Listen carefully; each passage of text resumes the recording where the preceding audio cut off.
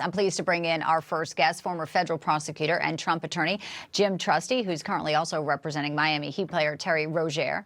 He's also with us today, host of America Right Now, Tom Basile, a conservative columnist as well, former George W. Bush administration officials. All right, so here we are. A couple things I want to hit on first before we get into Hillary's reaction to yesterday. Jim, what are you doing right now if you are interrogating the former president, Bill Clinton? Well, you're recognizing he's always been pretty glib. I think it was Dick Morris that said he was an unusually talented liar, and maybe talking about Hillary as well. So, you're not going to get there with like some Perry Mason moment unless you have the element of surprise. And the big surprise that you could try to have if you're cross-examining a former president is some of that recently released evidence. We've got millions of documents, thousands of videos, still photos. Some of that's already out there. I mean, it's not a great moment for Bill Clinton to have to answer questions about who else is in the hot tub.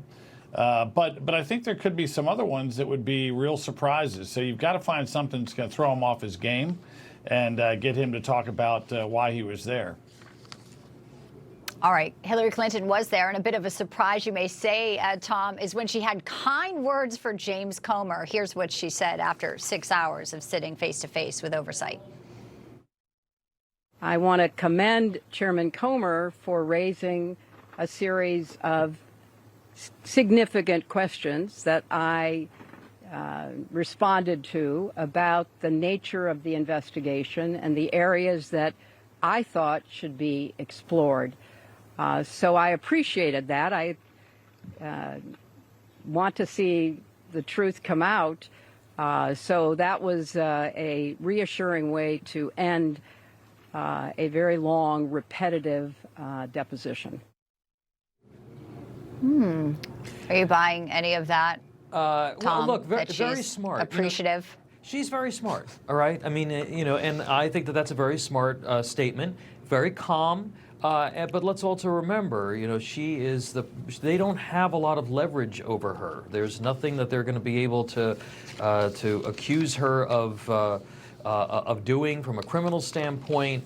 She went into this. This is a different day, though, when it comes to her husband. She was able to deflect and say, "You need to ask my husband." However many times she did that, and so it was very smart for her to come out and compliment the committee and also say that she supports accountability for those if there is indeed anything that is provable, which of course.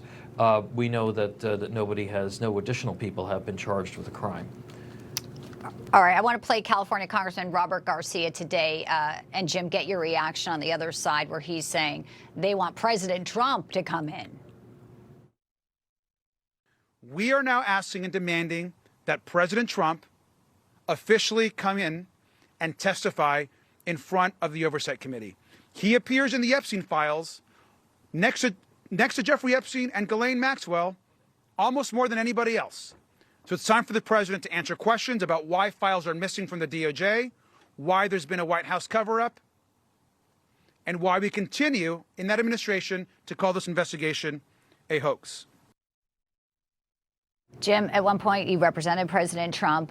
Comer says they're not calling him in, but they didn't say they may not call in Secretary of Trade Howard Lutnick. Where does this go? Yeah, good question. I think most of that, what you just heard, was street theater, and it's not going to lead to President Trump showing up. The funny thing is, President Trump is not at all afraid of deposition or process. The guy has been deposed before. He's not fearful about it. He kind of takes control of the room like he does normally. And he's not saddled with what Bill Clinton has, which is the worst thing for any husband when the wife tells somebody in authority, you better talk to him about it.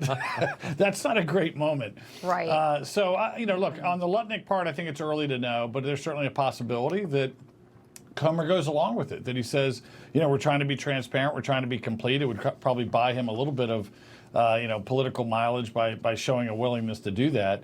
But, this is the problem that you and I have talked about before, which is, when we peel open a high-profile, long-standing prosecutor's file, there are endless rabbit holes. There's things in those files that really never should have seen daylight. And I don't say that to protect anybody in any direct sense, but it's just a bad exercise, a bad precedent, I think, to start doing this kind of armchair, politically driven,